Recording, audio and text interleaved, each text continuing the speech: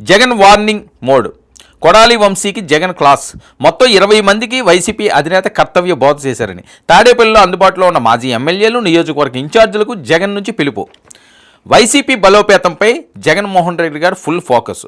ఏడాదిన్నరగా పార్టీకి అంటీ ముట్టినట్లుగా వ్యవహరిస్తున్న మాజీ ఎమ్మెల్యేలు, నియోజకవర్గ ఇన్ఛార్జీలు ఫుల్ క్లాస్.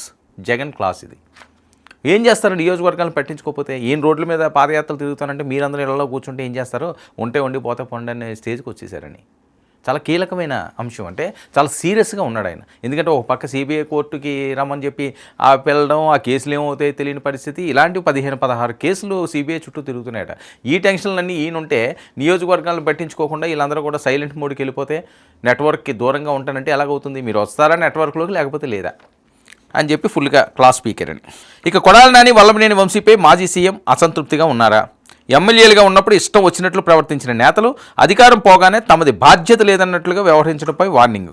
ఇక ఏడాదిన్నరగా నియోజకవర్గాల్లో ఏం చేస్తున్నారన్నో చెప్పాలన్న జగన్. పలువురు నేతలు సైలెంట్ అయిపోయినట్లు సమాచారం. కొడాలి నాని, వంశీ వ్యవహార శైలిపై ఆగ్రహం. ఏడాదిన్నరగా నియోజకవర్గాల్లో పాల్గొనకపోవడంపై సీరియస్. ఇది అసలు కారణం. సంవత్సరంన్నర నుంచి ఇప్పుడు ఏదైనా ఒక మీటింగ్ పెట్టారు, 20 మందిని పిలిచారు, అందరూ గెలిచిన వాళ్ళు, మంత్రి పదవులు అనుభవించిన వాళ్ళు, లేకపోతే వాళ్ళు ఆడింది ఆట పాడింది పాటగా సాగించిన వాళ్ళు కట్ చేసి ఈ సంవత్సరంలో నువ్వు ఏం చేసేవయ్యా అంటే తలదించుకుని అంటే ఊరుకుంటాడు ఆయన. ఆ పార్టీ నుంచి గెలిచి మీరు అన్నీ పొంది ఇప్పుడేమో పార్టీ లేదు అని చెప్పి నియోజకవర్గాల వైపు కన్నెత్తి చూడడం,